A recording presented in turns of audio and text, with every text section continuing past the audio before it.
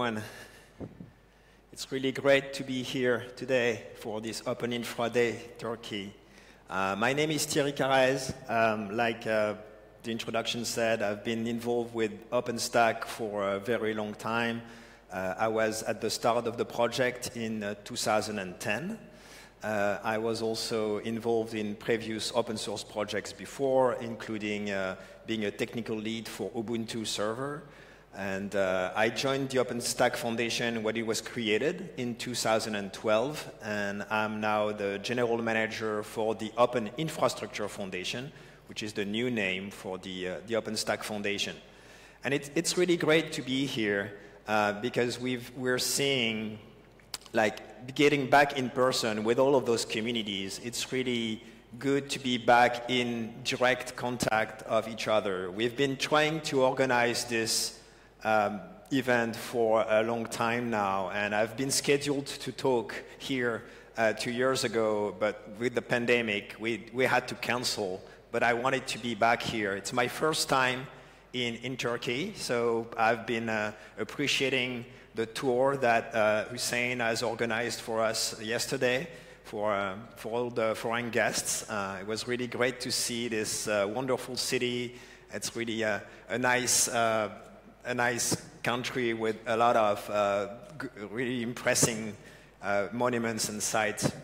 So I'm very, very happy to be here. A few months ago, we did an Open Infra Summit in Berlin, in Germany. It was back in June. If you weren't present, you can access all the recordings at the URL that is written on the screen. We made a number of announcements there. We also saw a lot of engagement, a lot of energy, a lot of new users, a lot of big users increasing their deployments. It was really great to be back together and talk about all of those things. We presented 2 Super User Awards during this Berlin Summit. The Super User Awards are recognizing large users of OpenStack that also go a step beyond to engage more directly with the community and share their experience running the software with the rest of the community so that we can all grow bigger together. And so 2 organizations have been recognized during this summit, OVH Cloud, which is a public cloud based in France and in a few European countries. They've been involved in providing infrastructure resources for the project, but also running a very large OpenStack public cloud. And also Ant Group, which is very involved in the Kata Containers project, which is another of our Open Infra projects, providing secure isolation for container runtimes. And Ant Group contributed this white paper around the best practices to operate Kata containers at scale within a big public cloud. So that's why we recognize them as a super user during the Berlin Summit. Kata containers actually is 5 years old today. We celebrated the 5-year anniversary in Berlin. We also celebrated the 10-year anniversary of another of our Open Infra projects called Zool. Zool is a continuous integration system that has been built to sustain the development of OpenStack and has been spun out as its own project so that other industries can benefit from its features. It's being largely used in the automotive industry because they have very large software base that have a lot of complexity and dependencies, and they're massively using Zool in order to solve those complex development problems. Our next event is coming next week. It's a virtual event. It's called the Project Teams Gathering. The Project Teams Gathering is where our project teams get together, like all the contributors to given projects get together in order to discuss what's coming in the next release of OpenStack or the next release of their project. And it's really a great setting for them to be able to get a productive meeting and discuss all the priorities, solve complex issues, have lots of technical discussions. And since the event is virtual, it's really easy for the community all around the world to join those meetings, discuss more directly with the developers on pain points, but also discuss more generally how to contribute back to OpenStack and all of our other Open Infra projects. So that's next week. I hope you will be able to, some of you will be able to join that. Our next big event, like Hussein said, is the Open Infra Summit. We'll be back in Vancouver next year. I hope some of you will be able to make it. It's a very long trip, but it's really good to get the community back together, everyone back together in Vancouver. It will be in June, so you can mark the date. Registration and sponsorships are already available. The call for papers and presentations will be open next month, and you can see more information about that in the URL that's written on the screen. So today I wanted to talk to you about what the Open Infra Foundation does, and also the larger OpenStack cloud market. How does it look like today? And as I prepared this presentation, and we prepared it a few weeks ago, like one of the questions that was really top of mind is how are we looking today? And for that, we went back in time and tried to extract some interesting quotes from the past, see how well they held up today. So this is one quote from the CEO of Amazon saying that 95% of the world's IT spend is on-premises and not in the cloud. So the question is, when was that said? When was that quote said? Does anyone guess? 5 years. When? 5 years. 5 years? It's a good guess. Yeah, well, actually it was said a few months ago. It was Andy Jassy on MSNBC saying that 95% of the IT spend today is not in the cloud. So what he's saying here is that his business can get 20 times bigger, but it's also everyone else's business. And so if you take the global IT spend, which is evaluated to $3.6 trillion US dollars, 5% of that is already 180 billion US dollars. And it can only grow bigger. It's a huge market that we're on, and it's really interesting to put the numbers in perspective.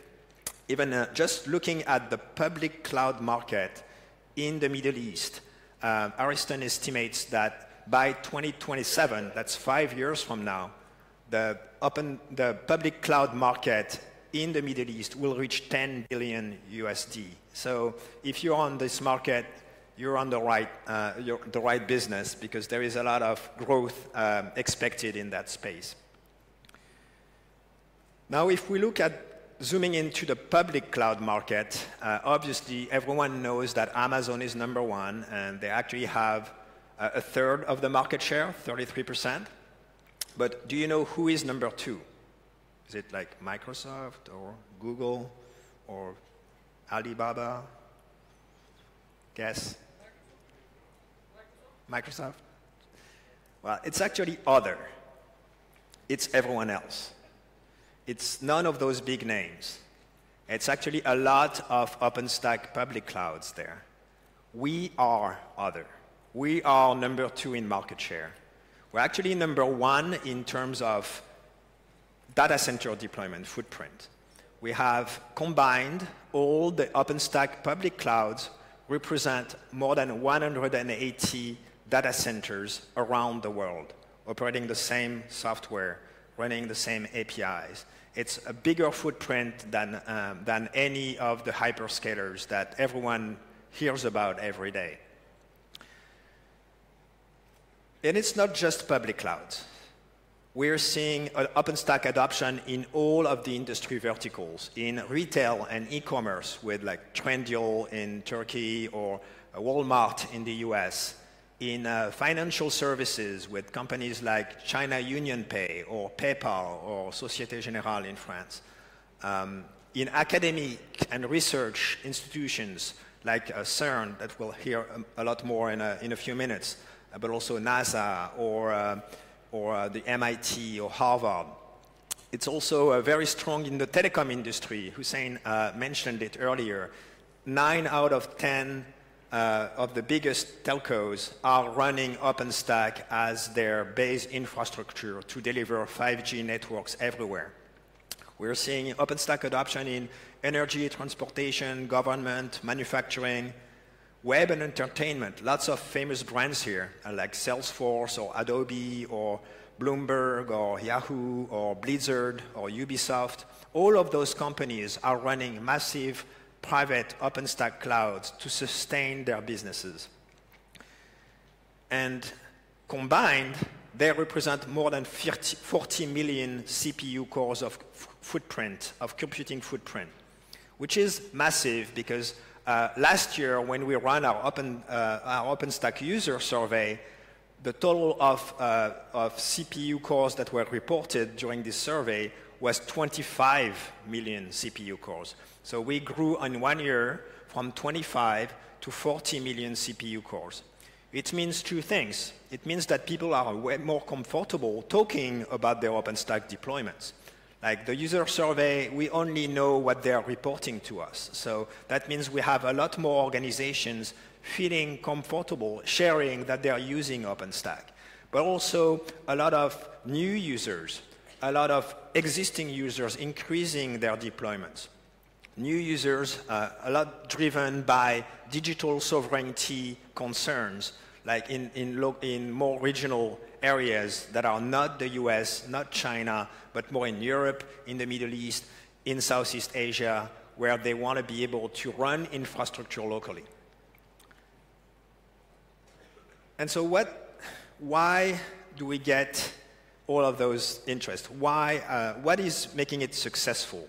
Why are we getting to that level of adoption? And in one word, it's collaboration.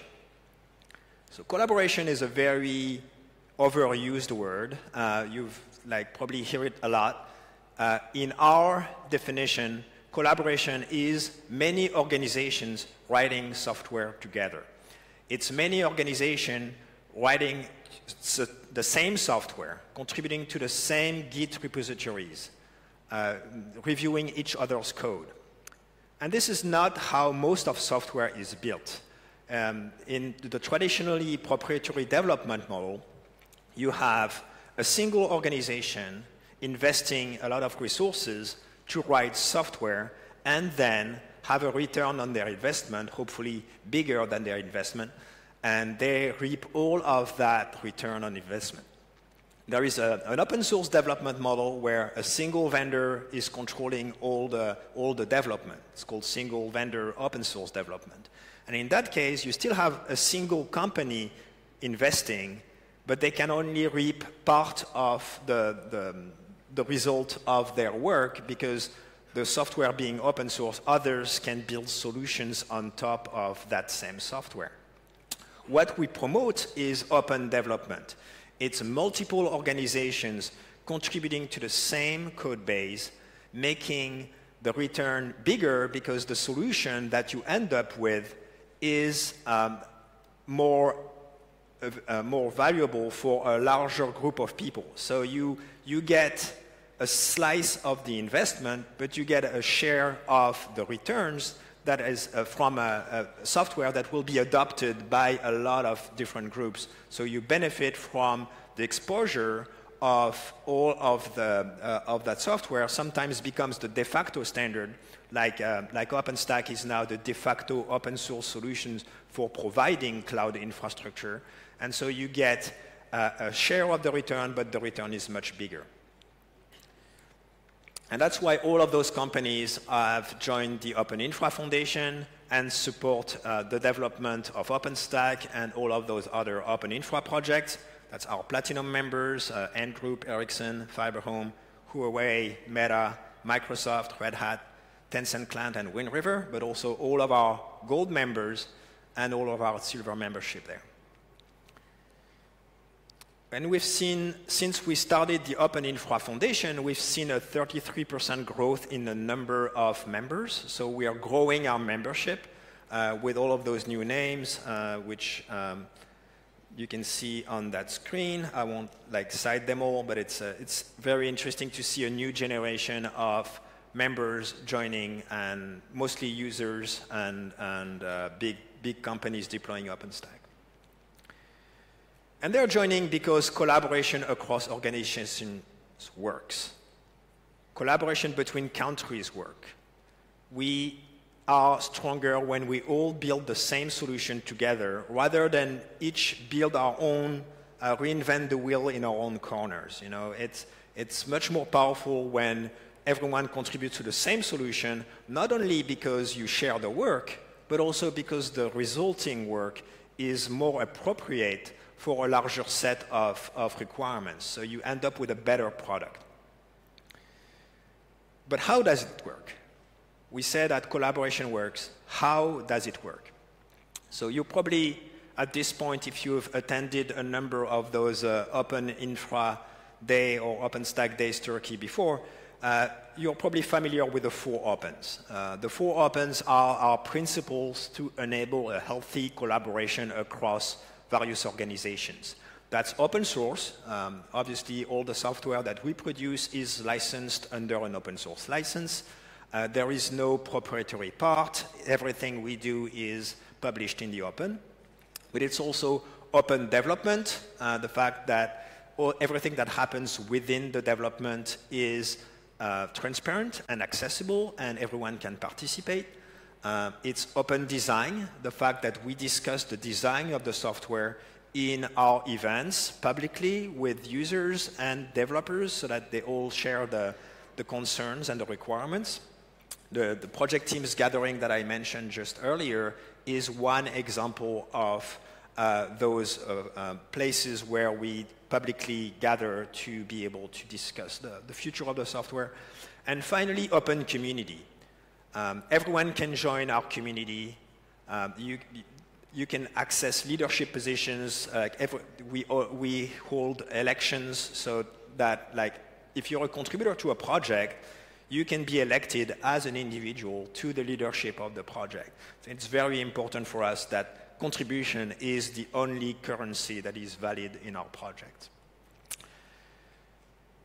But that's what makes open collaboration possible. But what does make it successful? And I'm showing this picture here. It's Jonathan Bryce, our executive director, who was here a few years ago. Back in 2013 in Portland, he built a model to explain what would make open collaboration successful and what should an open source foundation focus on. And this model is called the 3 forces. So we have developers, users, and the ecosystem. It's this idea that in the ecosystem around an open source project, you have 3 key components: developers, users, and ecosystem. The developers obviously are writing the code. The users are consuming that code.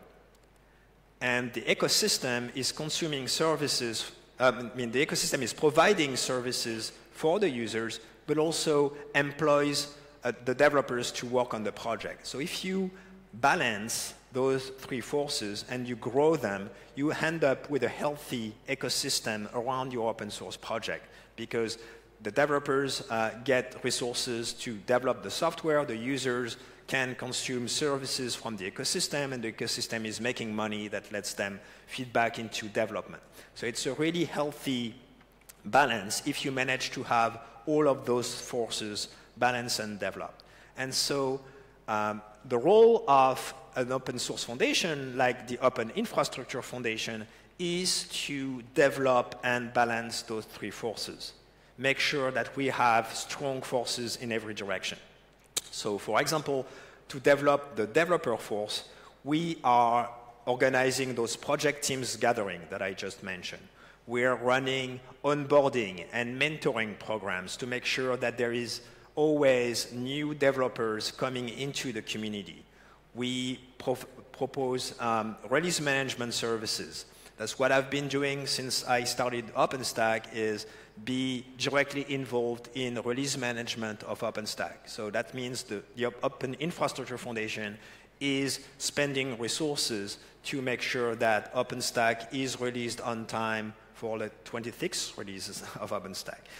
We also provide infrastructure support. We have 2 engineers on staff that support the project infrastructure that allows OpenStack to be tested at every change, making sure that we do not introduce bugs or breakage when we change the software. To develop the user force, we are organizing forums at our Open Infra Summits. Those are rooms where we can discuss between different community members a specific topic, make sure that we get the users in front of the developers so that they can share their concerns. We are running a large-scale SIG.